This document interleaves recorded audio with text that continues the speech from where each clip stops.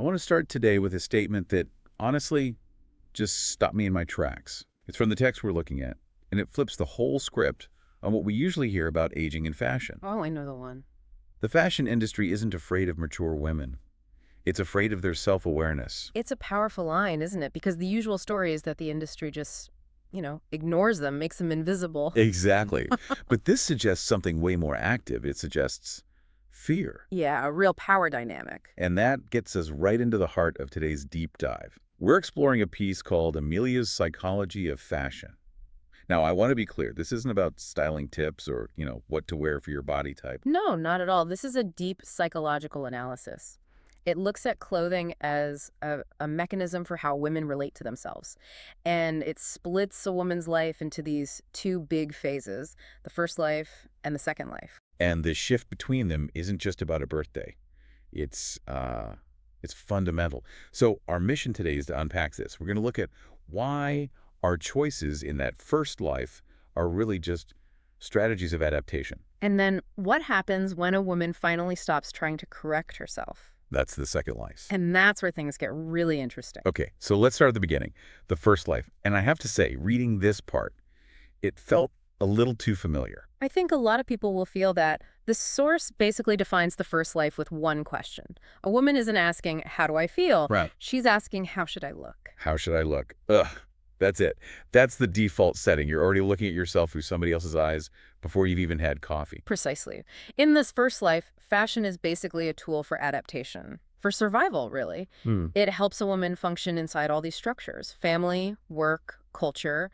The text calls it learning to look appropriate. Appropriate. That word does so much work. It sounds so harmless, like good manners. But here it feels heavy. It is heavy. It means being professional enough, but also feminine enough, safe enough to not get criticized. The source says clothing here has a disciplining function. It controls what you show and the message you're sending. It's all about managing how people see you. Right. It's like armor you didn't even pick out for yourself. And what really got me was the source's take on personal style in this phase. Because, we all think we have our own style. Oh, of course. But the source argues that what we call style is often just, and this is a quote, internalized self-censorship. Wow, internalized self-censorship. That's a gut punch. It is. It means you think you're expressing yourself, but you're actually just speaking this aesthetic language of compromise. You're constantly negotiating between who you are and what the world finds acceptable. So if I'm dressing to fit into my office, the right blazer that says, I'm capable, but not a threat, that's not expression, that's negotiation. According to this framework, yeah. The motivation is external. And the industry, well, it thrives on this. The source calls it the fantasy of the first life. And this fantasy is built on the idea that time is reversible. The idea that we can always be fixed, that we can turn back the clock. Exactly. The industry treats a woman like a permanently unfinished project. The message is that you have to justify your existence with youth, with attractiveness. And if you just buy the right thing, you can correct yourself. It's the ultimate carrot on a stick. Buy this and you'll finally be correct. You never are. And that constant striving has a psychological cost. The source has a name for it. Quiet self-violence. That phrase, it just stuck with me. Quiet self-violence. It sounds so dramatic, but it kind of makes sense. It's the violence of suppression, of giving up your impulses for years just to fit that appropriate mold. And the worst part is the cost doesn't show up right away. It shows up later as, fatigue, emptiness, this feeling that you were just fitting in, not really living. You were a puzzle piece, but you were jamming yourself into the wrong slot. And eventually the edges just start to fray. That's a perfect way to put it. And that fraying, that's the breaking point. Which brings us to the transition. So the source says the shift to the second life isn't about a birthday. It starts with a feeling. Yes. It starts with exhaustion. Not just being tired, but a kind of ontological exhaustion. An exhaustion with the performance of it all. Yeah. The woman is just tired of being visually appropriate, tired of adapting to these stories about how she should look. It's that moment. You look in your closet, it's full of these appropriate clothes. You just think, I can't do this anymore. That's the moment. And the source pulls from depth psychology here, from Carl Jung. It describes this not just as another stage of life, but as a shift in the axis of meaning. A shift in the axis of meaning. Okay, that sounds huge. What does that actually mean? So think of the first life axis as being vertical. It's about climbing, improving, fixing yourself. It's all aspiration.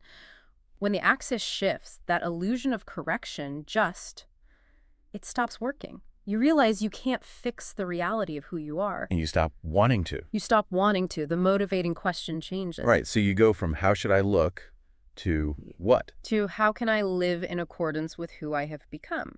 It goes from improvement to self-recognition. That's such a subtle shift, but it changes everything. Improvement means something's wrong. Recognition means something's there that's worth seeing. Exactly.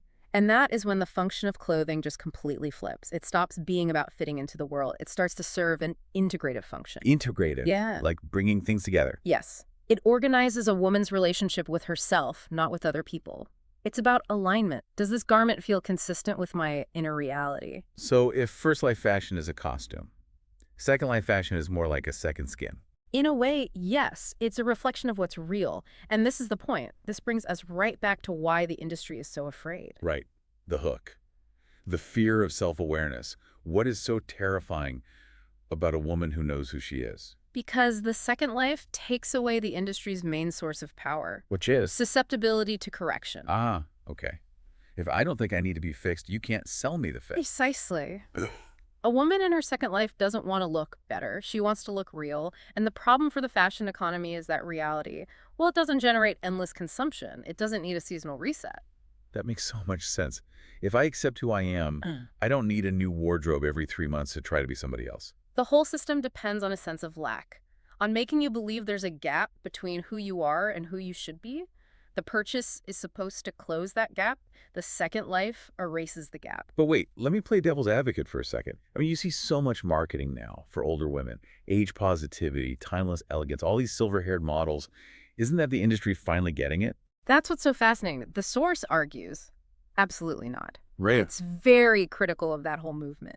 It argues that those are just first life narratives, but repackaged for an older demographic. It's first life 2.0. How? I mean, it feels like progress to see wrinkles in a magazine. It's visual progress, maybe. But the psychology is the same. Those campaigns are still about aesthetic compliance. They're still telling you how to look good for your age. So timeless elegance is just another box to fit in. If the goal is to meet some external standard, yes. It says, okay, fine, be old, but you have to be elegant old. You can't look like you've let yourself go. It's still a rule book. The second life offers something totally different. It offers a rupture of the contract. Rupture of the contract. I love that. It's so defiant. It is a quiet defiance. The woman just stops playing the game, not because she lost or gave up, but because she realizes the game is one-sided.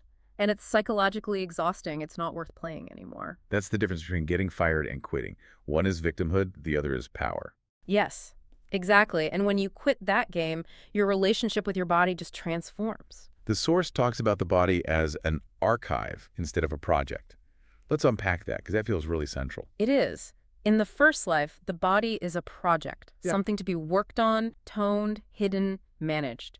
In the second life, the body is a record, an archive of a life lived. So every scar, every gray hair, those aren't flaws in the project, they're entries in the archive. Correct, they're evidence. And if the body is an archive, then what are the clothes? Right. If I'm not dressing to fix the project, what am I doing? The source uses this beautiful metaphor. It says clothing stops being a corrector and becomes a witness. A witness. Yes. Think about it. A corrector changes the story. A witness just acknowledges the truth of it.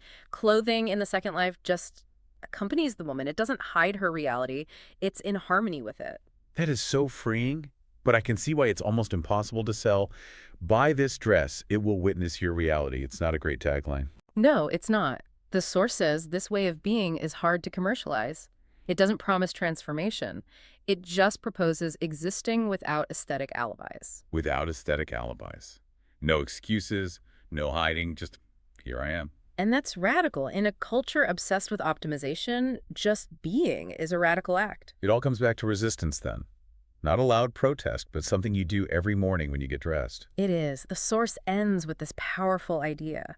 A system that feeds on dissatisfaction cannot sustain itself in the presence of women who no longer see themselves as deficient. Wow. If you don't feel deficient, the whole system just breaks. The whole economy of fashion as we know it depends on that feeling of insecurity.